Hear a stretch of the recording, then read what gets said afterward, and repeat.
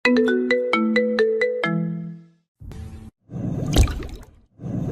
যে বন্ধুরা শুনছো, নতুন নতুন রোমান্টিক ভালোবাসার গল্প পেতে ও শুনতে চাইলে আমাদের আমিনুল লাভ স্টোরি চ্যানেলটি সাবস্ক্রাইব করে বেল বাটনটি অন করে দিও। লাইক কমেন্ট করতে মোটেও ভুলবে না কিন্তু। ধন্যবাদ সবাইকে। ভার্সিটিতে এমনভাবে এন্ট্রি নিলাম একদম হিরো স্টাইলে, আর বলতে লাগলাম, ওহো কি মজা, আজ ভার্সিটি যাচ্ছি। আমার কত শখ ছিল ভার্সিটিতে যাবো, মেয়েদের সাথে ফ্ল্যাট করবো, বন্ধুদের সাথে আড্ডা দিব, আজ স্বপ্ন পূরণ হইব। গেটের সামনে চলে আসছি। ও, আমার পরিচয় তো দেওয়া হয় নাই। আমার নাম অন্তর, আমি অনার্স প্রথম ইয়ারে ভর্তি হয়েছি, আর আমি আমার আব্বু আম্মুর আদরের একমাত্র ছেলে। আমি মধ্যবিত্ত পরিবারের সন্তান। গেট দিয়ে ঢুকে হাঁটতে লাগলাম, সাথে সাথে পিছন থেকে কেউ এই যে পোলা বলে কে যেন ডাক দিল। পিছনে তাকাই দেখি এক ডাইনির দল, থুকু একদল মেয়ে, যেখানে 5 জন ছিল। তবে মেয়ে বললে ভুল হবে, দেখে তো মনে হয় দাড়ি মোজ ছাড়া ভাইয়ার দল। হ্যাঁ, শুধু চুলগুলোর জন্য মেয়ে বলা যেতে পারে, না হলে ভাইয়াই বলা যায়। তাদের কাছে গেলাম। আসসালামু আলাইকুম ভাইয়ারা, আমাকে কেন ডাকছেন? ওদের মধ্যে থেকে একটা মেয়ে বলল, ওই কানা, চোখে কি কম দেখোস? আমাদের যে ভাইয়া ডাকতেছে। আরে রাগ করতেছেন কেন? আর আপনাদের ড্রেস দেখে তো সবাই আপনাদের ভাইয়াই ডাকবে। একটা থাপ্পড় দেব বেয়াদব কোথাকার। আপু সত্য না তিতাই লাগে, বিশ্বাস না হলে ঘরে গিয়ে আয়না দেখিয়েন। ওই ফাজিল পোলা, আমাদের সাথে ফ্লার্ট করিস তাই না? শার্ট খোল। আপনি যে এই কথাটা বলছেন, আপনারা জানেন আমি কোন ইয়ারে পড়ি? কোন ইয়ার? 3rd ইয়ারে। সরি ভাইয়া, আসলে আমরা তো মজা করছিলাম আপনার সাথে। Please don't mind. Don't mind? হ্যাঁ, সিনিয়র সাথে ফাইজলামি করো। এবার 2 মিনিট কান ধরে এক পায়ে দাঁড়াও, না হলে কপালে দুঃখ আছে। কি আর করবে, যেভাবে ধমকাইছি না করে পার পাইব। বেচারীরা কান ধরে এক পায়ে দাঁড়াইছে, আর কি আমারে র্যাগিং দিতে গিয়ে নিজেরাই র্যাগিংয়ের শিকার। প্রথম দিনই এন্টারটেইনমেন্ট, তারপর হারামি কিছু বন্ধুদের খুঁজতে লাগি। ও হ্যাঁ, আমি একাই এই ভার্সিটিতে ভর্তি হই নাই, আমার আরো 3টা ফ্রেন্ডও ভর্তি হয়েছে। তাদের নাম হলো জনি, রাসেল আর তানভীর। তানভীরকে ফোন দিলাম, ওই হারামি কোথায় তোরা? আমরা তো ক্যান্টিনে। শালা, আমি কি ক্যান্টিন কোথায় জানি? আমারে নিয়ে যা, আমি অফিস রুমের সামনে আছি। আপনারা হয়তো বলবেন আমি তো চিনি না, তাহলে আমি কেমনে বুঝলাম আমি অফিস রুমের সামনে আছি? আসলে অফিস রুমের দরজার সামনে সুন্দর করে অফিস রুম লেখা আছে, তাই বুঝতে পারলাম আর কি। তারপর তানভীর আসলো। মামা কারে খুঁজছো? তোর বউরে শালা ক্যান্টিনে চল। তারপর ক্যান্টিনে গেলাম। কি রে হারামি, তোরে কতবার ফোন দিলাম। আরে বেটা, ভার্সিটিতে ঢুকতেই একদল ডাইনির দেখা। তারপর? তারপর আর কি, সব খুলে বললাম। সারারা হাসতে হাসতে শেষ। ভাই তুই সেই একটা জিনিস, ভাই তুই পারবি। আমাদের একটু শিখাও না, আমরা মেয়েদের একটু সাহায্য করতাম আর কি। দেখ বাসাধনরা, এইগুলোর জন্য ট্যালেন্ট লাগে, যা তোমাদের নাই। শুধু ট্যালেন্ট না, তোমাদের বহুত কিছু লেস আছে। 3টার মুখ বাংলার 5-এর মতো হয়ে গেল। তারপর 4 জন ক্লাসের উদ্দেশ্যে গেলাম। ক্লাসে গিয়ে আমরা আমাদের সিটে বসলাম। আসলে আমরা 4 হারামি, শেষ বেঞ্চে, তাহলে বুঝতেই পারলেন আমরা কেমন ভালো। হঠাৎ লক্ষ্য করলাম আমাদের বাম পাশের সারিতে 3য় আর 4র্থ বেঞ্চে ওই ডাইনিগুলো, থুক্কু, ওই হাফ ভাইয়া হাফ আপুগুলো। দেখে তো আমার বের শুরু করছে। আরে ঘাম, আর কি উল্টাপাল্টা কিছু ভাবিয়েন না। শালার ভাগ্য আর কোনো ক্লাস পাইল না, তারা আমার তো অবস্থা খারাপ করে দিবে। তারপর কোথা থেকে লেকচারার উদয় হইল, মানে আসলো আর কি। তারপরে ক্লাসে মনোযোগ দিলাম। আমি আবার ভালো ছেলে, শুধু মাঝে মাঝে রাসেল আর তানভীরের একটু মিষ্টি দিতেছি, থুক্কু চিমটাইতেছি। এমন সময় খেয়াল করলাম ওই ডাইনিগুলো আমার দিকে লাল চোখ করে রোমান্টিক ভাবে তাকাই আছে। আমার তো পরান যায় যায়, আসলে যেভাবে তাকাইছে আমি না, যে কেউ ভয় পাবে। স্যার ক্লাস শেষ করে চলে গেছে। এই ফাঁকে আমি যে দৌড়টাই না দিলাম, বিশ্বাস করেন এই দৌড়টা যদি অলিম্পিকে দিতাম, প্রথম পুরস্কার আমার। আমার দৌড় দেখে 3 হারামি তো অবাক। এই অন্তর কই যাস? যেই আমার নাম নিছে মানে রাসেল রে, 5 জনে ঘিরে ফেলছে। ডাইনিদের থেকে একটা রাসেলের কলার ধরে জিজ্ঞাসা করতেছে, এই তুই এই খ্যাত পোলাটারে চিনস? রাসেল তো ভয় শেষ। জি মানে হ্যাঁ। রাসেলের অবস্থা দেখে তানভীর আর জনি কেটে পড়ছে। সারারা বুঝছে, ঘাপলা আছে। বেচারা রাসেলের মুখ দিয়ে কথা বের হইতেছে না। আসলে আপু ওই হারামি আমার টাকা মারছে, টাকার জন্য আটকায় রাখছিলাম, সুযোগ বুঝে পালাইছে শালা। আপু আমার 4,000 টাকা মারি দিছে। আল্লাহ গো, হালায় আমার টাকা পার্টি করে আর আমি নাকি টাকা মারছি। ওরে হারামি, তুই বউয়ের ঝাঁটার বাড়ি খাই মরবি। ইভা পোলাটারে সন্দেহ হইতেছে, তার কথাবার্তা ঠিক লাগতেছে না। আর এইদিকে মুই এক দৌড়ে ক্যাম্পাসের পিছনে দেখি জনি আর তানভীর। কিরে রাসেল কই? শালারে গরিলা বাহিনী ধরছে। ওহ, নামটা তো সুন্দর। আরে রাখ, তোর নাম আগে এটা বল। ওই মাইয়াগুলো তোর পিছনে লাগছে কেন? সকালের ঘটনা ভুলে গেলি? শালা তোর লাগে আমরা সবসময় ফাঁসি। এখন কি করবি? হারামিরে তো বাঁচাতেই হইব। Wait, idea. কি? তাহলে শোন, তারপর আমরা তিনজন সেখানে গেলাম। যাওয়ার পর জনি আর তানভীর আমাকে ধরে রাসেলের কাছে নিয়ে যায়। ভাই মালটারে ধরছি, এই নেন। ভাই পোলেটারে উদম কেলাইছি, দেখেন মুখ দিয়ে রক্ত বেরোচ্ছে। এইদিকে ইভা আর তার বান্ধবীরা দেখে তো ভয় শেষ, কারণ ইভা রাসেলের কলার ধরছে আর জনি তানভীর রাসেলের ভাই ডাকতেছে। ওরা বুঝছে এ তো কোনো গ্যাংয়ের কেউ। আসলে হারামিরে কোনো গ্যাংয়ে নিলে নিজের গ্যাংরে ফাঁসাই দিব। এত হাবাসে শালা, আবার সেই লেভেলের হারামিও। এই মায়েরা এখানে কি? হ্যাঁ, যাও এখান থেকে।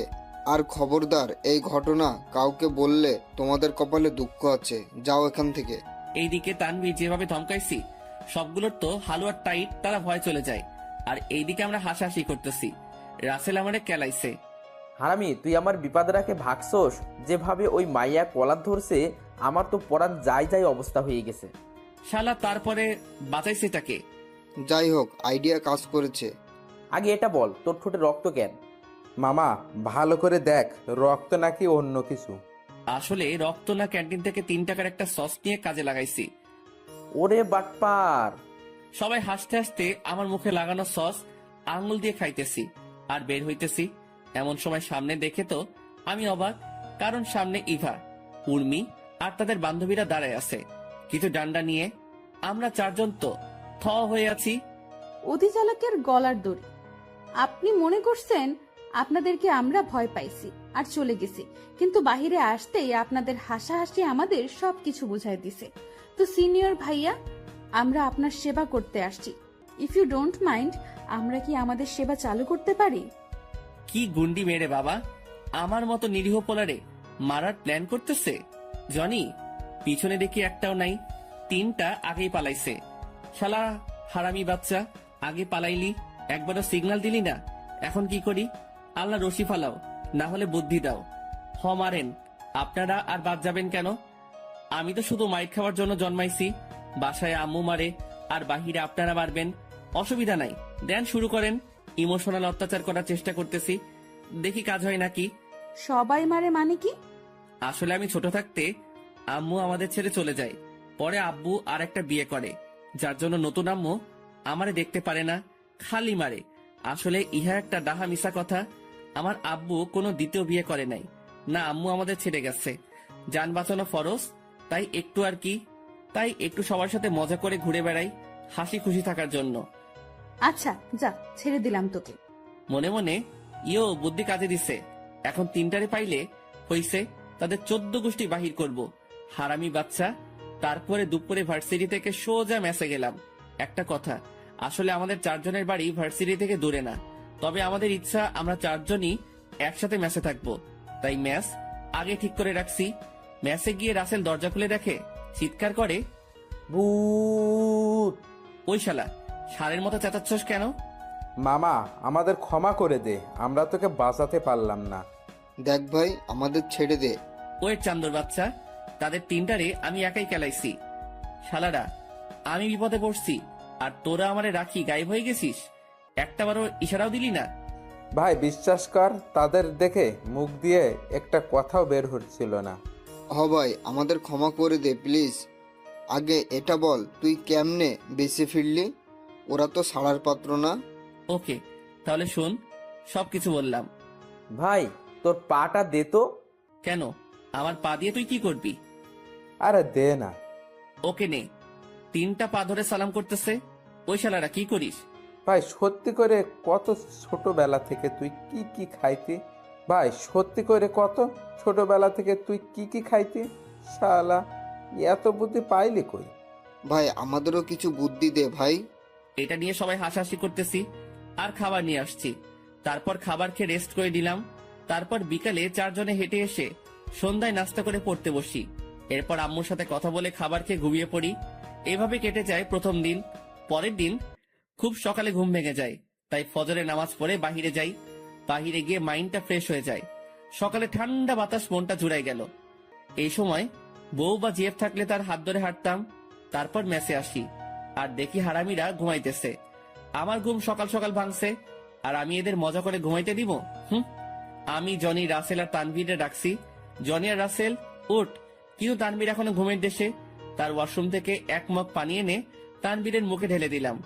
সাথে সাথে তানভীর লাফায় ওঠে আর বলতে শুরু করে, আম্মু ছাদ ভেঙে পড়েছে, তোমার বৌমা আর আমি ভিজতেছি। আমরা 3 জন তো থ হয়ে গেলাম। শালা এখন ধরে ভাঙমু, উঠ তাড়াতাড়ি। ও আমি তো মনে হয় স্বপ্ন দেখতেছিলাম। দোস্ত, তোর ভাবিরে আমি আদর করতেছিলাম আর তুই আমার ঘুম ভেঙে দিলে। তারপর তারা সবাই ফ্রেশ হয়ে এসে একসাথে নাস্তা করে ব্যাগ নিয়ে বের হয়ে যায়। তারপর 4 জন ভার্সিটি গেলাম। তারপর ক্যাম্পাসে আড্ডা দিচ্ছিলাম, তখন দেখলাম একজন গেট দিয়ে ঢুকতেছে। একটু সামনে আসার পর দেখলাম ইভা একটা 3 পিস পরে ভার্সিটি আসছে। দেখে তো ক্রাশ খাইলাম, পুরাই পড়ি লাগতেছিল। ইচ্ছা করতেছে এখনই উঠাই নিয়ে বিয়েটা করে ফেলি। পরে নিজেরে কন্ট্রোল করলাম। পরে দেখি সে আমাদের দিকে আসতেছে। তারপর এসে আমার হাত ধরে আমাকে নিয়ে যাচ্ছে। আমি তো থ হয়ে গেলাম আর 3 হারামি তো অবাক। আমাকে একটা ক্যাম্পাসে একটা নির্জন জায়গায় নিয়ে যায়। আমি তো ভয় শেষ। তারপর ইভা যা বলল তার জন্য মোটেও প্রস্তুত ছিলাম না। তোকে আমার ভালো লেগে গেছে। একদিনে কিভাবে ভালো লেগে যায় এটা ইম্পসিবল। আমার মনে হয় আপনি আবেগে চলে গেছেন। ওই চুপ, বলছি না তোকে আমার পছন্দ হয়ে গেছে। বাড়তি কথা বললে নাক ফাটায় দিব। আমারে ধমকাচ্ছেন কেন?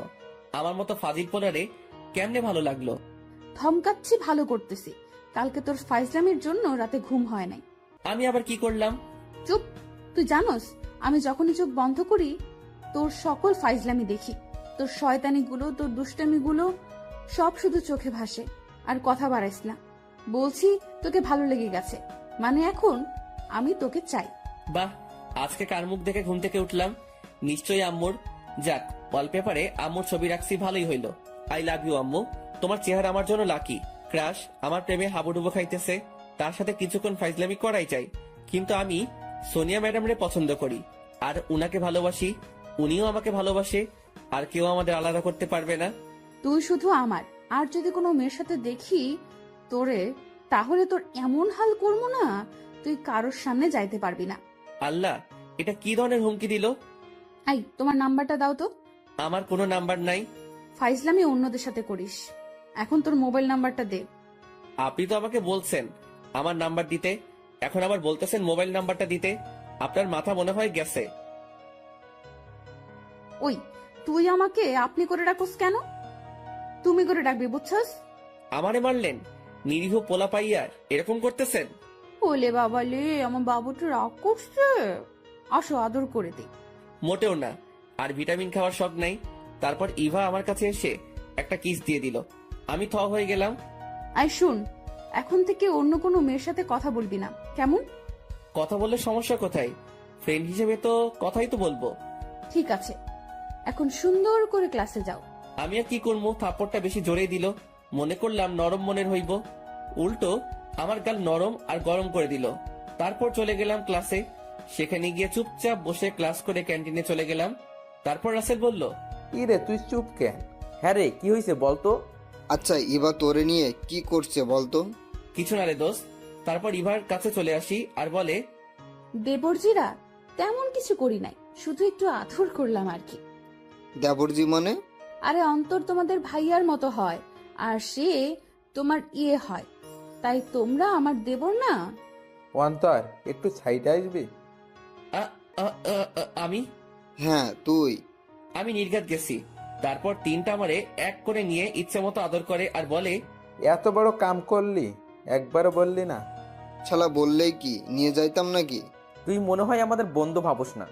আরে আজব, তোরা তো আমার ভিটামিন দিয়ে দিলি আগে, জিজ্ঞাসা করলে কি হইতো? তাহলে শোন, সব কাহিনী সব বললাম তাদের। মামা তোর ট্যালেন্টের জন্য মেয়ে তোরে পাঠানোর চেষ্টা করে। শালা বলছি আমাদের একটু শিখা। বাদ দে, এখন ট্রিট দিবি। হ, আমি তো মনে হয় তোমাদের টাকা নিয়ে খাইতাম। তিনটাই চুপ। তারপর গেলাম ক্যান্টিনে গিয়ে সবাই নিজের টাকা দিয়ে খাওয়াইলাম। তারপর মেসে গিয়ে দুপুরে খাবার খেয়ে দিলাম ঘুম। সন্ধ্যায় চারজনই উঠে পড়তে এমন সময় ফোন আসে। হ্যালো, আসসালামু আলাইকুম। ওয়ালাইকুম আসসালাম। আমার বাবুটা কি করে? এই তো আম্মু পড়তে বসছি। আর তুমি নতুন নাম্বার কবে নিলে? কুত্তার বাচ্চা, কোন জন্মের আম্মু লাগি তোর? আরে আম্মু, আমি আবার কি করলাম? এত রেগে আছো কেন? তা হারামির শয়তান, আমি ইভা। খাইছে রে আমার জান রে, আম্মু ডাকি দিলাম। আমারে আম্মা ডাকস তাই না? কাল ভার্সিটি আয়, তোর আম্মু টাকা বাইর করতেছি। বিশ্বাস কর, আমি মনে করছি আম্মু ফোন দিছে। আমি তো আর জানতাম না যে এটা তুমি। প্লিজ রাগ করিও না। ফোনে তোমার ভয়েসটা ঠিক আমার আম্মুর মতো। প্লিজ ক্ষমা করে দাও। কাল ভার্সিটি আয়, দেখামু তোরে আম্মু ডাকার ফল। ই টুট টুট টুট, ফোন কেটে দিল। আর এইদিকে তিন হারামি আমার কাহিনী দেখে হাসতে হাসতে শেষ। মামা, তোর বাবুর আম্মুরে আম্মুটাকে দিলি? শালারা মজা নিচ্ছস? কাল আমার মরা পাক্কা। দোষ, ইউ আর ডান। দোস্ত, আন্টিরে ফোন করে বল 4 দিনার ব্যবস্থা করতে সকালে। ওই হারামি, উঠ, ভার্সিটিতে যাবি না? না রে ভাই, শরীর খারাপ, যাবো না। মিথ্যা বললাম, কারণ গেলে আর ফিরে আসবো কিনা জানি না।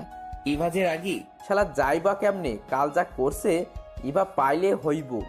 এত তো কাপুরুষ, মেয়ের ভয়ে ভার্সিটি যাইব না। কথাটা এবার ইগোতে লাগলো। নে রেডি হ, ভার্সিটি যাবো। তারপর চারোটা রেডি হয়ে ভার্সিটির দিকে গেলাম। গেটে ঢুকবো তখন বারবার মনটা বাধা দিচ্ছে। তবুও ঢুকলাম। ঢুকার সাথে সাথে হার্টবিট বেড়ে গেল। জানি না কি হবে আমার সাথে এখন। তবুও বুক ফুলিয়ে চলে গেলাম আড্ডাখানায়। সেখানে তিনটা হারামি আড্ডা দিচ্ছে আর আমার পরাণ যায় যায় অবস্থা। অন্তর, ইভা চলে আসছে। জনির কথা শোনার সাথে সাথে দিলাম দৌড়। এক দৌড়ে ক্লাসে। আর ওইদিকে আমার অবস্থা দেখে তিনটাই হাসতেছে। আমি ক্লাসে ঢুকে সোজা লাস্ট বেঞ্চে চলে গেলাম। আমি তো ভয় শেষ। আর আল্লাহরে ডাকতেছি, আল্লাহ, আমি আমার আব্বু আম্মুর একমাত্র ছেলে। প্লিজ আমার ডাইনিটার হাত থেকে রক্ষা করো। ক্লাসের সময় সবাই ক্লাসে আসে, সাথে হারামিও আসলো। এসে আমার পাশে বসে শুরু করে দিল। দোস্ত, আন্টিরে ফোন করে বলিস 4 দিনা 400 করতে, কেমন? যাক বাসলাম। কিন্তু দেখি ইভা আমার দিকে চোখ লাল করে তাকায় আছে। মনে হয় এখনই আমাকে খেয়ে ফেলবে। ক্লাস শেষ, সাথে সাথে ইভা আমার সামনে চলে আসছে আর আমি কালেমা পড়া শুরু করে দিলাম। ইভা আমাকে নিয়ে একটা নির্জন জায়গায় নিয়ে যায়। আমার তো চোখ বন্ধ। তারপর ইভা বলা শুরু করে, এত ভীতু কেন তুমি? এত মিষ্টি করে বলার দরকার নাই, মারা শুরু করেন। তবে আমার শেষ ইচ্ছাটা পূরণ করলেই হইব। একবার আম্মুর সাথে কথা বলেনি। ইভার সাথে সাথে আমাকে তার কাছে এনে ঠোঁটে ঠোঁট লাগিয়ে দিল। আমি তো তোমাকে কিছু করতে চাইলেও তুমি করতে পারবা না, বুঝছো? মানে আমি বেঁচে গেছি। আল্লাহ, থ্যাংক ইউ বাঁচানোর জন্য। এখন চলো ফুচকা খাবো। আমি ফুচকা খাই না, তবুও চলো। গেলাম তার সাথে ফুচকা স্টলে। গিয়ে সে ফুচকা অর্ডার করে ফুচকা আসে আর সে খাওয়া শুরু করেছে। সে খাইতেছে আর আমি তাকে দেখতেছি। সত্যি তাকে এই অবস্থায় দেখলে যে কেউ তার প্রেমে পড়বে, এতটা মায়াবী চেহারা তার। এভাবে কি দেখো? তোমাকে একবারে বাচ্চার মতো লাগতেছে। এভাবে দেখতেছো যে পেটে অসুখ করবে না তো? আমাকে খাওয়াই দাও। দেখি হা করো। তারপর সে আমাকে ফুচকা খাওয়াই দিল। হঠাৎ খেয়াল করলাম ইভার ঠিক পিছন বরাবর কয়েকটা ছেলে একটা মেয়ে টিচ করতেছে। তারপর আমি ইভাকে বললাম, ইভা, এখানে বসে ফুচকা খাও, আমি একটু আসতেছি। কোথায় যাবা তুমি? বিল না দেওয়ার ধান্দা, তাই না? আরে সত্যি আমি বিল দিব, তুমি বসো। আচ্ছা যাও, তাড়াতাড়ি আসবা। ভাইয়ারা, আপনারা ওনাকে ডিস্টার্ব করতেছেন কেন? ওই এখান থেকে যা, না হলে পস্তাবি। ভাই, আপনারা ওনাকে বিরক্ত করিয়েন না। তোরে বলছি না এখান থেকে যেতে? যা বলতেছি, পরে পস্তাবি কিন্তু। ঠিক আছে, দেখি কে বস্তায়। তারপর শুরু করে দিলাম। উদুম কেলানি সবগুলো মাটিতে পড়ে আছে। একজন বলতেছে, তুই আমাদের মারছস, আমাদেরকে তুই হয়তো জানোস না, আমরা সাকিব ভাইয়ের লোক। কাল সাকিবে নিয়ে ভার্সিটিতে চলে আসিস। তোকে ছাড়বো না। বলে পোলাগুলো চলে গেল। তারপর আমি আপুকে বললাম, আপু, আপনার নাম কি, কোথায় থাকেন? আমার নাম মিথিলা, আর আমি সামনের গলিতে প্রথম বাড়িটাই থাকি। ওয়েট, আপনি খান হিলালের মিথিলা নাম তো? মিয়া, আপনার লাইগা বেচারা এফবি দুনিয়া কাঁপাই ফেলতেছে। আর আপনি কিনা এখানে? আপনার জন্য বেচারা কান্না করতে করতে গান গায়। বেচারা পোলাটারে এভাবে কষ্ট দিয়ে আপনি কিভাবে শান্তিতে আছেন? তাড়াতাড়ি তার কাছে যান। সে অনেক পপুলার সিঙ্গার, এর গানটা রেকর্ড করছে আপনার জন্য। আপনার জন্য আমার পছন্দের গানটারেও ছাড়ে নাই। মিয়া, আপনারে তো পুলিশে দেওয়া উচিত। আরে কি টাইপের ছেলে তুমি, আমারে এইভাবে অপমান করতেছো? অপমানের কি দেখলেন? বেচারা আপনার জন্য এফবিতে পচে মরতেছে। দাঁড়ান, আমি এখনই হেলালের নক দিতেছি বলে ফোনটা হাতে নিলাম। পরে দেখি সে গায়েব। তারে আমি বাঁচাইলাম, একটা থ্যাংক ইউ দিল না। এই জন্য সবাই বলে ভালোর যুগ নাই। তারপর ইভার কাছে গেলাম। এতক্ষণ কই ছিলা? আরে আরে বলিও না। তারপর বললাম কাহিনী, শুধু টিজের কথা বলছি। বাকিটা বললে আমার কপাল খারাপ আছে। তারপর বিল দিয়ে ভার্সিটি গেলাম। এরপর নেচে নেচে গিয়ে দেখি হারামি দুইটা আছে, তানভীর নাই। জনি, তানভীর কই? শালা বলছিল নোট ফটোকপি করতে যাবে, মনে হয় সেখানে গেছে। ও, তারপর আমরা খাবার নিয়ে বসে আছি, হঠাৎ হারামির আগমন। মামা তাড়াতাড়ি খাবার খেয়ে নে, মিশনে যাবো।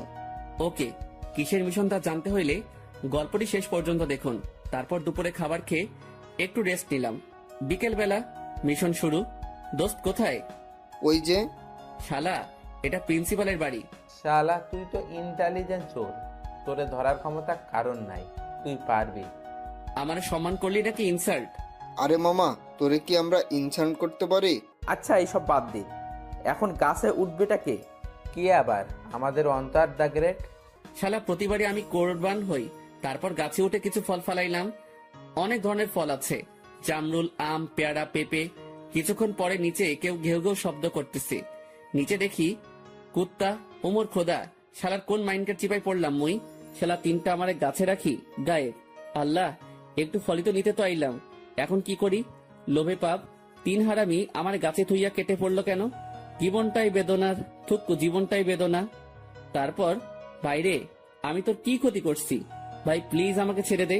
মাইন্ডের চিপাই পড়লে জিএফ যদি খালাতো বোন হইতে পারে, তাহলে কুত্তা ভাই হইতে পারবো না কেন?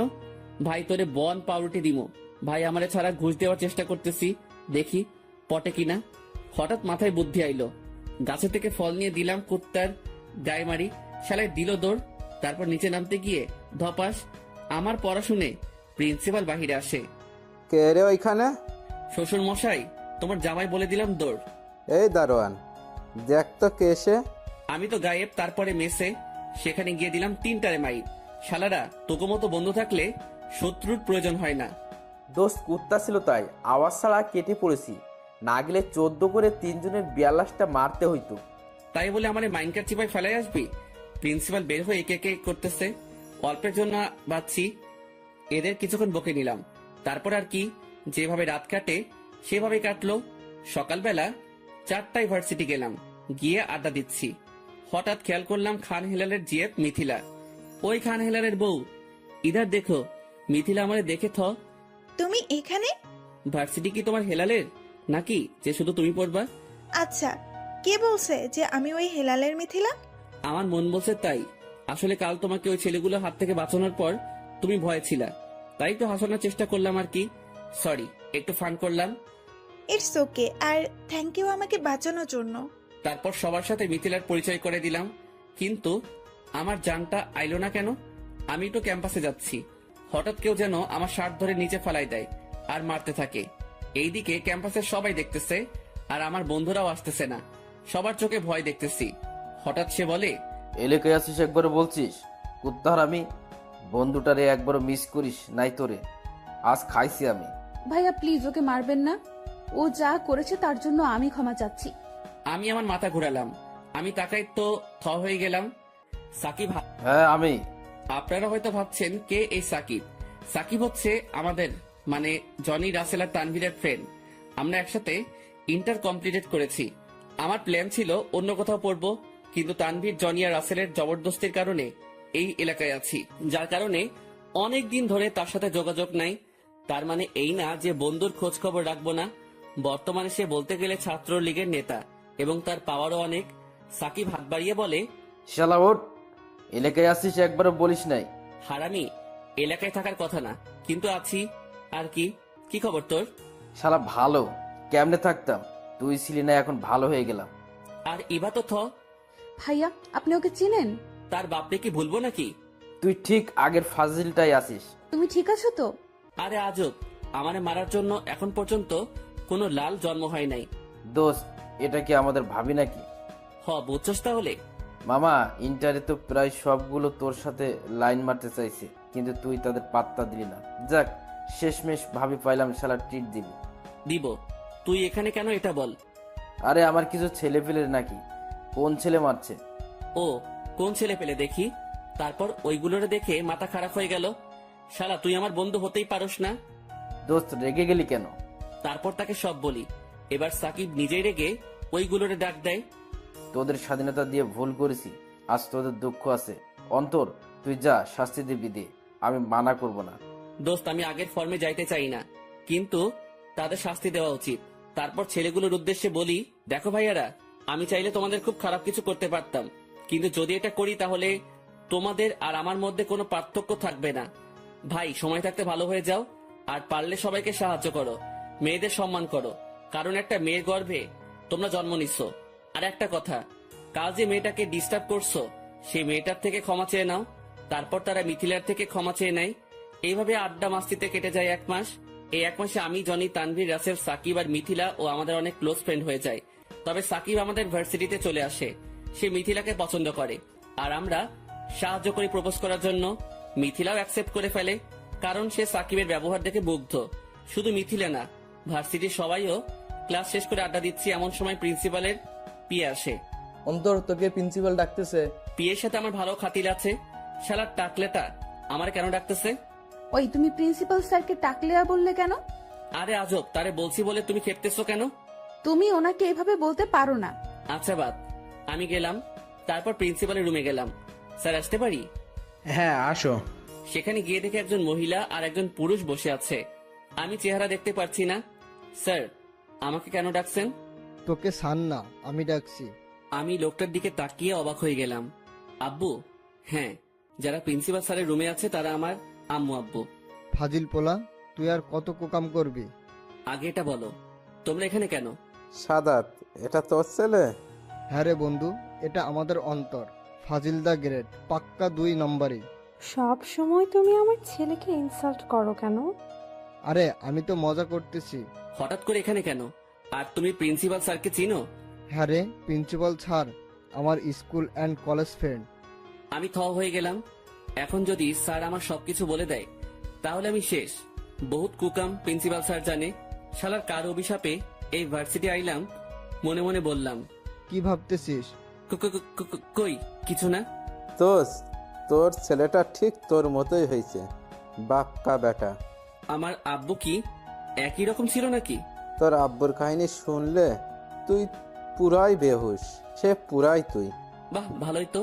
তার মানে ফাইজলামি আমাদের বংশগতভাবে। আচ্ছা দোস্ত, তোর নাকি মেয়ে আছে, তাকে তো দেখলাম না। কেন রে, দেখে কি করবি? চিন্তা করতেছি তোর মেয়েরে ঘরে বউ বানাবো। দাঁড়া, তাকে ফোন দিই। হ্যাঁ মা, কোথায় তুই? তুই একটু অফিস রুমের দিকে আয়, আমার একটা কলেজ লাইফের বন্ধু আসছে, তোর সাথে পরিচয় করিয়ে দিব, আয় তো একটু। তারপর স্যার ফোন কেটে দেয়। দাঁড়া, আসতেছে। আচ্ছা দোস্ত, বল কি খাবি, চা নাকি কফি? কিপটা, তোর কিপটামি জীবনেও কমবে না। আরে আজব, আমি আবার কি কিপটামি করলাম? তুই আমারে চা আর কফি খাইতে বলতেছোস? অনেকদিন পর তোর সাথে দেখা হলো, বিরিয়ানি বললে কি অসুবিধা হইতো? আচ্ছা, এক কাজ করি, দুপুরে আমার বাসায় গিয়ে একসাথে লাঞ্চ করব। আমি কিন্তু বিরিয়ানি খামো। তুই রাক্ষসেই থাকবি। বন্ধু, সব তোর থেকেই শিখেছি। শালা আমি শিখাইছি নাকি? তুই আমাকে শিখাইছিস? ভাবি, এই শয়তানটারে কিছু বলো। 2 বন্ধুর মাঝে নাক না গলানোই ভালো। এত বড় অপবাদ, আল্লাহ এই শয়তানটারে উঠাই নাও। এইদিকে স্যার আর আব্বুর কাণ্ড দেখে আমি আর আম্মু হাসতেছি। বা ভালোই তো, আমারে ফাজিল বলে, আর উনি তো আমারও বাপ। ও সরি, আসলেই তো আমার আব্বু। মনে মনে, স্যার আব্বু যদি আপনার ফ্রেন্ড হয় তাহলে তো আমিও তো আপনার ফ্রেন্ড। কেমনে? স্যার আসলে আমি আব্বুকে আব্বু ডাকলেও আসলে আমরা একে অপরের ফ্রেন্ড। আর আব্বু যদি আপনার ফ্রেন্ড হয় তাহলে তো আমিও আপনার ফ্রেন্ড। আর তাছাড়াও একজন টিচার তো একজন স্টুডেন্টের ফ্রেন্ড। আচ্ছা যাও, আমারও ফ্রেন্ড। দোস্ত, ভার্সিটিতে একটা মেয়ে পছন্দ হয়েছে, একটু লাইন করে দাও না। ওরে হারামজাদা, একখানে তোর আব্বু আম্মু বসে আছে আর তুই উল্টা পাল্টা বলতেছস। দোস্ত, আরে এখানে আম্মু আব্বু নাই তো, এখানে আমরা বন্ধুরা আর বন্ধুর বউ বসে আছে। আল্লাহ, কি টাইপের হারামি তুই! তোর বাপের চেয়ে বড় মাপের ফাজিল। আরে দোস্ত, বন্ধুরে হারামি বলতেছোস, অসুবিধা না। আচ্ছা, ভাবি কেমন আছে? একটু দেখা করতে পারমনি? সাদাত ভাই আমার, এতেরে থামতে ক, না হলে হার্ট অ্যাটাক করবো। অন্তর্বাব, এবার থাম, না হলে বেচারা উপরে উঠে যাইব। সমস্যা নাই, 4 দিনা 40 খামো। আর চিন্তা করিও না, ভাবির খেয়াল আমি রাখতে পারমু, ভরসা করতে পারেন। সার্থ আর আম্মু আব্বু হাসতেছে। তারপর দরজায় কেউ আসে, আমি বসে আছি। তার ভয়েসটা আমার চেনা চেনা লাগতেছে কেন। তারপর মেয়েটার দিকে তাকালাম, তাকিয়ে তো আমি শক, কারণ মেয়েটা আর কেউ না, ইভা। এই জন্যই আমি যখনই প্রিন্সিপাল স্যারকে কিছু বললে তার গায়ে লাগতো, সেমনি আমারে 1 মাস ধরে বলেই না, তোরে তো আমি টাইট দিমু মনে মনে। ইভা মা, এটা হচ্ছে আমার বন্ধু সাদাত হোসেন, আর ইনি হচ্ছে তার স্ত্রী। আর এই যে ছেলেটা দেখছো না, সে হচ্ছে তাদের ছিল অন্তর। হ্যালো। হাই। তোরে হাই পরে দেখামু, তুই একবার বাহিরে চল। তারপর ইভা আমার আম্মু আব্বুকে সালাম দেয়। ইভা মা, এখন কি ক্লাস করবি নাকি বাড়ি যাবি? না, ক্লাস করব না। কেন বাবা, কোনো কাজ আছে? না মানে, ওদের নিয়ে বাড়ি যাব, তাই চাচ্ছি তোকে নিয়ে যাব। আচ্ছা বাবা, চলো তাহলে। তারপর তাদের বাসায় গেলাম। ইভা, এনাগের গেস্ট রুমে নিয়ে যা। আচ্ছা বাবা। আর অন্তর, তুই আমার সাথে আয়। আচ্ছা স্যার। তারপর আম্মু আব্বুকে গেস্ট রুমে নিয়ে যাই, আর অন্যদিকে স্যার আমাকে অন্য একটা রুম দেয়। বাহ, আসতে না আসতেই জামাই আদর শুরু। তারপর ফ্রেশ হয়ে নিলাম এবং স্যার ডাক দেয় খাবার খাওয়ার জন্য। সেখানে গিয়ে টেবিলে বসলাম। সেখানে স্যার আর আব্বু শুরু করে দিছে। আমরা সবাই খাবার খাইতেছি, আর এইদিকে আব্বু স্যার শুরু করে দিছে প্লেট নিয়ে লড়াই। বেশি খাস না, না হলে আরো মোটা হয়ে যাইবি। খাইতেই কই দিতেছস, যা খাইতে নি তুই সব সবার করে দিচ্ছিস। ওইদিকে স্যার আব্বু, আর এইদিকে ইভা আমারে টেবিলের নিচে দিয়ে পায়ে লাথি দিচ্ছে। বিরিয়ানিটা খাইতে দিচ্ছে না। আমার পাটা আমার চেয়ারের দুই পাশে দুইটা নিয়ে রাখলাম। ইভা এবার আমারে লাথি দিতে গিয়ে আন্টি মানে ইভার আম্মুকে লাথি দিয়ে দেয়। আউস! আল্লাহ, কাকে মারতে গিয়ে কাকে মেরে দিলাম। ইভা, তোমার পা দুলাচ্ছ কেন? পা স্থির রাখো। সরি আম্মু। খাওয়ার সময় দুষ্টুমি কিসে? চুপচাপ খাবার খাও। বড় হয়েও ছোটদের মতো ব্যবহার করতেছো। বেচারি ইভা বিরিয়ানির সাথে বকা খাইলো। 1 মাস ধরে মেয়েটারে বলছি কই থাকো, একটু বাড়িটা দেখাও না। উনি আমাকে বলে না, আবার দেখাবেও না। শুধু আসলে সব শোধ করমু। কতই না গলিতে গলিতে ঘুরছিলাম, আমি এত কষ্ট কারে কমু। দুঃখে আমার বুকটা ফাইটটা চাই। তোর উল্টাপাল্টা কিছু ভাবিয়েন না, আমার কলিজা ফাইটটা চাই। তারপর খাবার শেষ করে রুমে গেলাম। আমি উল্টো হয়ে খাটে শুয়ে গেলাম। হঠাৎ দরজার আওয়াজ শুনলাম। পরে মনে করছি অন্য রুমের দরজার আওয়াজ। আমি উল্টা হয়ে শুয়ে আছি, তখন কেউ একজন আমার উপর চড়ে বসে আমার ডান হাত মোচড় দেয়। আমার বুঝতে বাকি রইল না এটা ইভা। আমি আম্মুর বকা খাচ্ছি আর তুমি হাসতেছো, তাই না? আন্টি ঠিকই তো বলছে। আর আমাকে লাঠি দিচ্ছিল কেন? আমার জিনিসকে আমি যা মন চায় করব, তোমাকে বলতে হবে? হাতে খুব ব্যথা পাইতেছি। সাথে সাথে ইভা আমাকে ছেড়ে দেয়, আর আমি ঘুরেই আমার দিকে টান দিয়ে আমার বুকের উপর ইভাকে ফেলাই দেই। ইভা আমার বুকের উপর শুয়ে আছে। আমরা একে অপরকে এক দৃষ্টিতে দেখে আছি। সত্যি ইভার চেহারাটা খুব সুন্দর আর মায়াবী। তার ঠোঁটগুলো আমাকে বেশি আকর্ষিত করতেছে। নিজেকে কন্ট্রোল করতে পারলাম না, তাই আমি আমার ঠোঁট মিলিয়ে দিলাম ইভার ঠোঁটের সাথে। সেও রেসপন্স দিচ্ছে। 2 মিনিট পর একে অপরকে ছেড়ে দিলাম, আর দুজনে হাঁপাচ্ছি। তারপর আমি শুরু করে দিলাম, এটা তুমি কি করলা? আমাকে কিস করে দিলা। এখন আমার কি হবে? কে আমাকে বিয়ে করবে? ও হ্যালো, তুমি কিস করছো আর আমিও রেসপন্স দিছি, সেটা বলতে পারো। আর কি বললা? তুমি কে? তোমাকে বিয়ে করবে? কেউ তোমার দিকে চোখ দিল না, তার চোখ তুলে নেব। আর আমি তোমাকে বিয়ে করব, আর কেউ না। কিন্তু আমি তো সোনিয়া ম্যাডাম রে ভালোবাসি। বল ইভা, আমি তোমাকে ভালোবাসি। ইভা, আমি সোনিয়া ম্যাডাম রে ভালোবাসি। তোর সোনিয়া ম্যাডামের গুষ্টি কিলাই বলে আমার গলা ছেড়ে আমার বুকে কিল ঘুষি মারা শুরু করে দিচ্ছে। আমি সহ্য করতে না পেরে তাকে শক্ত করে জড়িয়ে ধরি। তুই শুধু আমার আর কারো না, বুঝছস? আর একবার সোনিয়া ম্যাডাম করবি, আমল হাল করবো না, সোজা চান্দে চলে যাবি। তাহলে তো ভালোই। আমি সর্বপ্রথম বাংলাদেশি হব, যে চাঁদে গেছে। সেই একটা ফিলিংস হবে। সবাই আমার সাথে ছবি তুলবে, আমার অটোগ্রাফ চাইবে। সব সময় ফাইজলামি করো তুমি। বাহ, ভালোই তো, দুই শয়তান একত্রে হয়ে গেলে। স্যার সাবধান, আমি শয়তান না, আমি ফাজিল। শয়তান বলে আমাকে ইনসাল্ট করবেন না। যাক, নিজের মুখেই স্বীকার করলো। তারপর নাস্তা করে আমি রেডি হচ্ছি ম্যাচে যাওয়ার জন্য। অন্তর, কিরে কই যাস? স্যার আসলে ম্যাচে চলে যাব, তাই রেডি হচ্ছি। আজ ম্যাসেজ দিতে হবে না, আজ এখানে থাকবি। কিন্তু কোনো কিন্তু না, তুই যদি আমার বন্ধু ভাবিস তাহলে কথা রাখবি, আর যদি চলে যাস তাহলে আর কথা বলবো না। বাস স্যার, ব্ল্যাকমেইল তো শিখে গেলেন। ঠিক আছে, আমি তানভীরকে ফোন করে দিলাম। তারপর সবার সাথে আড্ডা। আসলে স্যার আর তার পরিবার অনেক ফ্রেন্ডলি। আর এবার কথাই বা কি বলবো, সুযোগ পাইলেই হইছে। মেয়েটা আমাকে অনেক ভালোবাসে। রাতের খাবারের সময় হয়, আর এক কাহিনী, আমি খাবার খাচ্ছি, স্যার এবার কথা বলতে শুরু করছে। আমার বাস দেওয়া শুরু। ভার্সিটিতে অনেক কুকাম করছি, সব ফাঁস করে দেয়। সবাই হাসাহাসি করতেছে। আচ্ছা অন্তর, তুই না বলছিলি তুই কারে জানি পছন্দ করছস? আমারে বল, আমি লাইন করাই দিই। স্যার যদি বলি আপনার মেয়ে, তাহলে কি লাইন করে দিবেন? খাইদাই কাজ নাই আমার, তোর মতো ফাজিলের আমার মেয়ে দিমু। আপনি দেওয়া লাগবো না, আমি নিয়ে ভাইগা যামু। সবাই হাসতেছে। খাওয়া শেষ করে চলে গেলাম রুমে গিয়ে কিছুক্ষণ এফবিতে ফাইজলামি করে তারপরে দিলাম ঘুম। সকালে ফজরের নামাজের জন্য অ্যালার্ম দেওয়া ছিল, তাই অ্যালার্ম শুনে ঘুমটা ভেঙে যায়। যখনই উঠতে যাব, হঠাৎ খেয়াল করলাম আমার বুকে ভারী কিছু অনুভব করতেছি। আমি তো দেখে শক। ইভা আমার বুকের উপর শুয়ে আমাকে জড়িয়ে ধরে ঘুমিয়ে আছে। আমি ইভাকে মুগ্ধ নয়নে দেখতেছি। আসলে তার চেহারাটা দেখার মতো। পরে মনে পড়ছে আমি তো বিয়েই করি নাই, তাই তাকে সরাতে যাব। হঠাৎ তার ঘুমটা ভেঙে যায় আর উঠে আমাকে বলা শুরু করে, আমাকে সরাতেছিলে কেন? আমি অনেক কষ্ট করে ঘুমু ঘুমু অবস্থায় এখানে আসছি। প্রথমত তোমার আর আমার বিয়ে হয় নাই। একটা মেয়ে একটা ছেলে বিয়ে ছাড়া একসাথে থাকা উচিত না। আর দ্বিতীয়ত আমি নামাজ পড়তে যাব, তাই। আচ্ছা, আগে নামাজ পড়ে আসো, পরে কথা হবে। আমি চলে গেলাম নামাজ পড়তে। নামাজ পড়ে এসে দেখি ইভা ঘুমাইতেছে, তাই আর ডিস্টার্ব করি নাই। তাই খাটের অন্য পাশে গিয়ে বসে বসে এফবি চালাচ্ছি। হঠাৎ ইভা আমাকে টান মেরে খাটে শোয়াই দেয় আর সে আমার উপরে শুয়ে পড়ে। এই কি করো? কেউ দেখলে খারাপ ভাববে তো? কেউ দেখবে না, দরজার লক করো নাই। না। ইভা উঠে গিয়ে দরজা লক করে আবার আমাকে জড়িয়ে ধরে শুয়ে পড়ে। আরে সবাই দেখতেছে তো? কে দেখতেছে? আরে পাঠক পাঠিকারা দেখতেছে।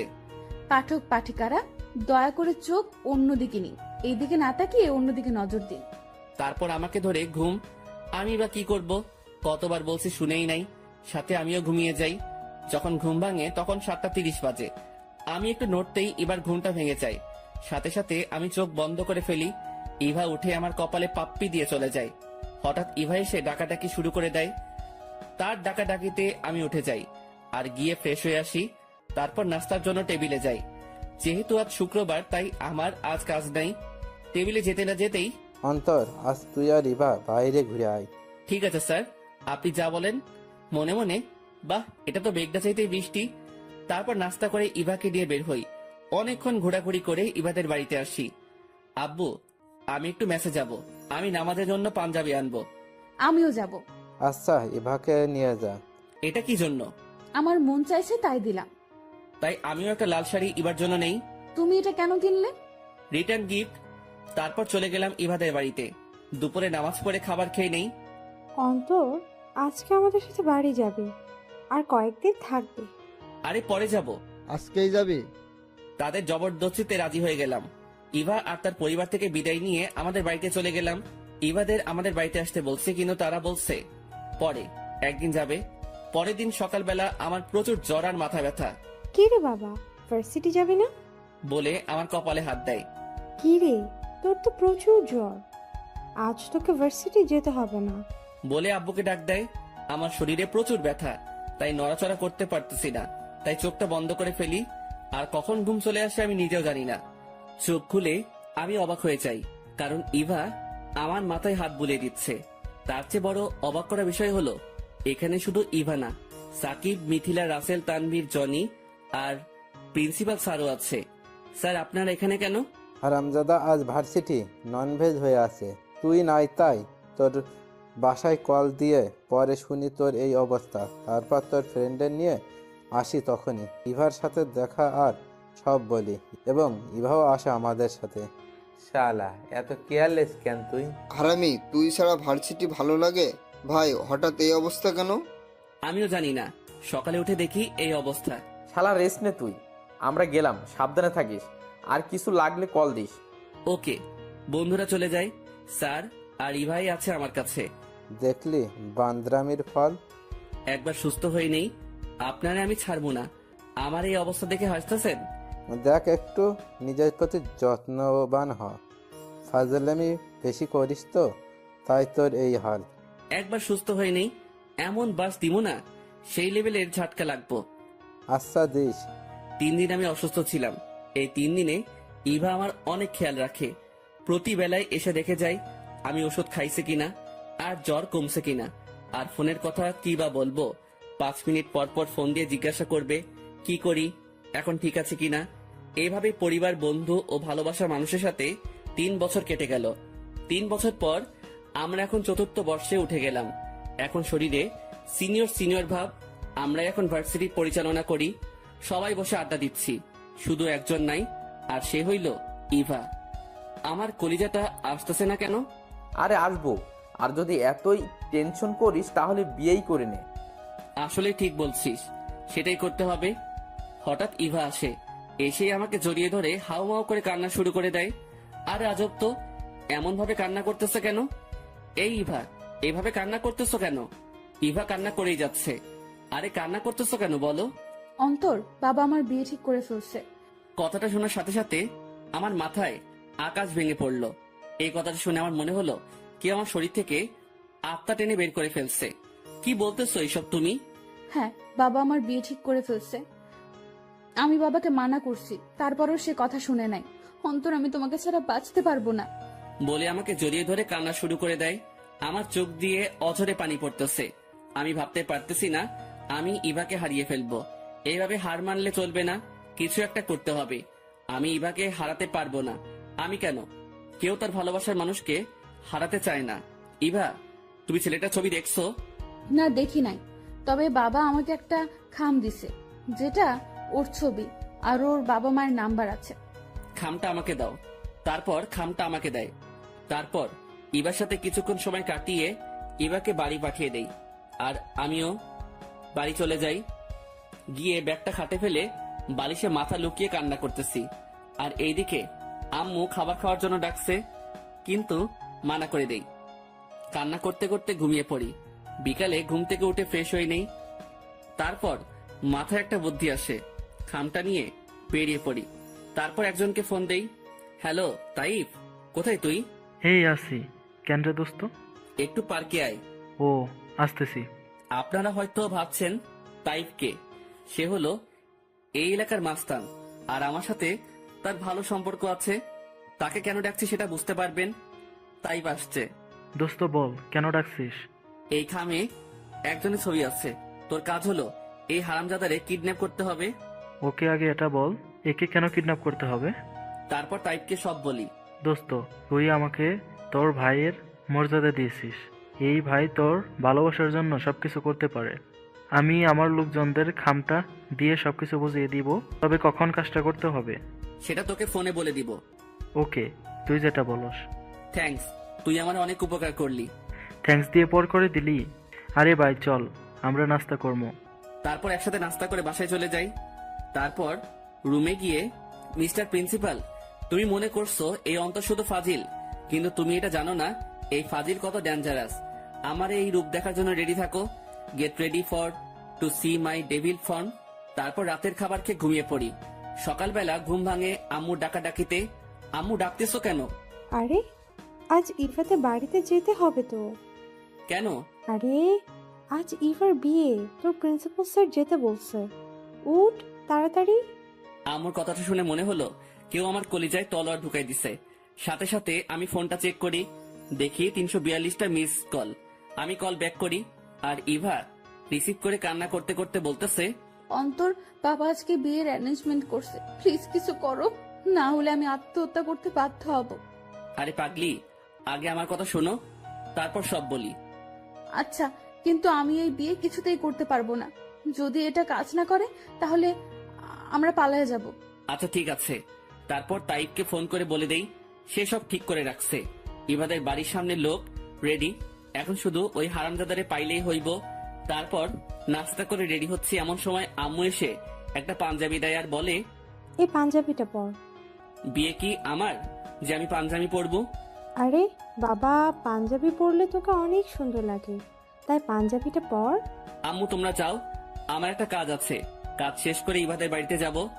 আচ্ছা। তারপর তারা চলে গেল। আর এইদিকে তাইবকে বলে দেই লোকরা যাতে রেডি থাকে। আম্মুর যাওয়ার 15 মিনিট পর বাড়ি থেকে বের হই। যখনই ইবাদের বাড়িতে ঢুকতে যাব, কোন হারামজাদা আমার মুখে রুমাল দিয়ে দেয় আর আমি বেহুশ। যখন হুশ আসে তখন আমি একটা চেয়ারে বাঁধা। কোন জানোয়ারের বাচ্চা আমারে আনছে, এমনি মাথা খারাপ। তারপর আমারে কে কিডন্যাপ করলো? আমি আনছি তোকে। কেন আনছিস? আরে দাঁড়া, আগে বসকে ফোন দি। বেটা কই? শালা তোর নানির পুটকি। বস আমাকে আর আমি বসকে দেখে তাইফ। দোস্ত, তার মানে ইবার সাথে আমার বিয়ে? সালা খাম চেক করলে কি হতো? আরে আজব, আমি কি জানতাম এটা তাদের ফাইজলামি ছিল। আর কতক্ষণ এভাবে থাকবো? শালা আমার দড়িগুলো খোল। তারপর দড়ি খুলে আমি আর তাইফ ইবাদের বাড়িতে গেলাম। ঢুকতে না ঢুকতেই, বাহ, তোর কি ট্যালেন্ট! নিজেরে নিজেই কিডন্যাপ করাইলি? তুই তো ওয়ার্ল্ড রেকর্ড করছিস, তোর নাম গিনিস বুকে যাইব। সবাই হাসতেছে। আর এইদিকে আমার মেজাজ 440 হয়ে আছে। আমি আর ইভা কত টেনশনে ছিলাম, আর আমাদের মতো নিরীহ মানুষ দুইটার সাথে এমন করতে পারলে। আইসে নিরীহ, তলে তলে টেম্পু চালাইবে আর ধরা খাইলে মামাতো বোন। তোদের কাহিনী আমরা আগেই ধরে ফেলেছি। আরো কর, লুকাই লুকাই লুতুপুতু প্রেম। তোমরা জানলা কিভাবে? একদিন তুই ফোন রেখে ওয়াশরুমে গিয়েছিলি, আমি রুমে ঢুকতেই তো ফোনে মেসেজ দেখে তো ইভা তোরে রোমান্টিক মেসেজ পাঠাইছে। আমার আর বুঝতে বাকি রইল না আপনাদের লুতুপুতু প্রেম কাহিনী। তারপর তোর প্রিন্সিপাল স্যার মিলে প্ল্যান করি, আর বাকি কাহিনী তো দেখলি। এখন কথাই বলবি নাকি বিয়েটা করবি? আচ্ছা, তার আগে ইভাকে সব বলো, না হলে উল্টাপাল্টা কিছু করে বসবে। তারপর ইভাকে সব বলে আর আমাদের বিয়েটা হয়ে যায়। তারপর বউ নিয়ে বাড়িতে। আমার বন্ধুরা জানলে আমি শেষ। থাক, তাদের বোঝাই বলতে হবে। পরিস্থিতির শিকার। রাত 12টা। আমি রুমের সামনে যাব কি যাব না চিন্তা করতেছি। কি রে, এখানে কি করস? রুমে যা। যাইতেছি। তারপর রুমে যাই। রুমে গিয়ে দেখি ম্যাডাম ঘোমটা মেলে বসে আছে। আমাকে দেখে খাট থেকে নেমে আসতেছে। মনে করছি সালাম করবে, তাই পা এগিয়ে দিলাম। এতক্ষণ কইছিলাম তোমার সতীনের সাথে প্রেম করতেছিলাম। বাসরাতে জামাইয়ের পা ধরে সালাম করে আর তুমি আমার গাল লাল করে দিলা। আচ্ছা বাদ দাও, ওযু আছে? হ্যাঁ। তাহলে নামাজ পড়ে নেই।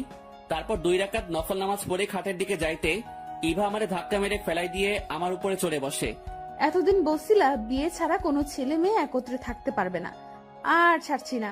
তুমি কি মনে করছো আমি কি বাংলা সিনেমার ডায়লগ মারবো? ছেড়ে দে শয়তানি, তুই আমার দেহ পাবি কিন্তু মন পাবি না। যদি এই ধরনের ডায়লগ আশা করে থাকেন তাহলে আপনি ভুল বলে আমার দিকে টান দিয়ে একত্রে করে দিলাম দুজনের ঠোঁট। 2 মিনিট পর ইভা আমাকে ছাড়িয়ে বলতে থাকে, আমি আরো একটা ফাজিল চাই। কেন আমাকে দিয়ে হয় না? তুমি সবাইকে জ্বালাইছস, এখন সে আসলে তোমাকে জ্বালাবে, তাই আমি আরো একটা তুমি চাই। ডাইরেক্ট বলে দাও তোমারে খুন করব। আমার মতো আর একটা আসলে তো আমি উপরওয়ালার কাছে যেতে হবে। ওই যেটা বলছি সেটা শুনবে। জি ম্যাডাম বলে কাছে টেনে নিলাম। তারপর আর কি, বাকিটা ইতিহাস।